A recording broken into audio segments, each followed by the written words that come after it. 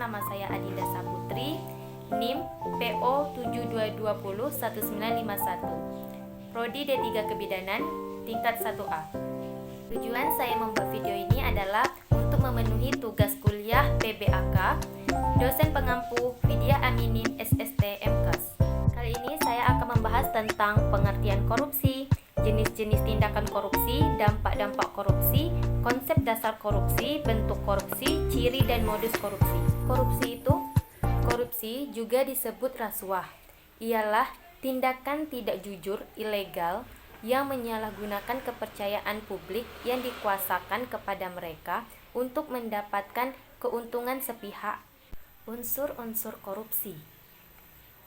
Yang pertama, perbuatan melawan hukum, penyalahgunaan kewenangan, menyalahgunakan kesempatan, memperkaya diri sendiri, orang lain, dan korporasi milik sendiri, merugikan keuangan negara atau perekonomian negara.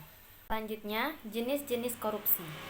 Jenis-jenis korupsi memberi atau menerima hadiah atau janji yang disebut penyuapan, penggelapan dalam jabatan, pemerasan dalam jabatan, menerima gratifikasi atau bagi pegawai negeri atau penyelenggara negara. Dampak korupsi. Perlu diketahui, dampak jangka panjang korupsi selain kerugian negara ialah masyarakat. Masyarakat menderita kekurangan kualitas perhatian dalam berbagai bidang, baik itu pendidikan kesehatan, sarana dan prasarana, dan lain sebagainya. Bentuk-bentuk korupsi.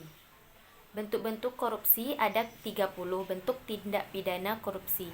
Pada dasarnya, dapat diklasifikasikan menjadi 7 jenis, yaitu korupsi terkait keuangan negara atau perekonomian negara, suap-menyuap, penggelapan dalam jabatan, pemerasan, perbuatan curang, benturan kepentingan dalam pengadaan dan korupsi terkait gratifikasi.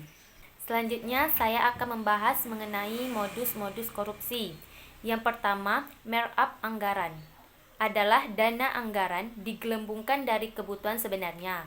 Yang kedua, markdown pendapatan atau pemasukan, yang atau disebut mengambil keuangan pribadi dari selisih jumlah uang atau benda yang dilaporkan.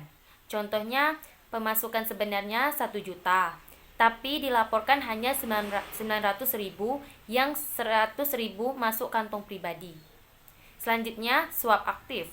Suap yang diterima pihak pertama sesuai perjanjian dan kesepakatan yang diucapkan.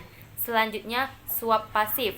Suap pasif juga disebut suap yang diterima pihak pertama tanpa ada perjanjian sebelumnya. Selanjutnya, ada yang disebut dengan pemberian hadiah, memotong bantuan, dan lain-lain.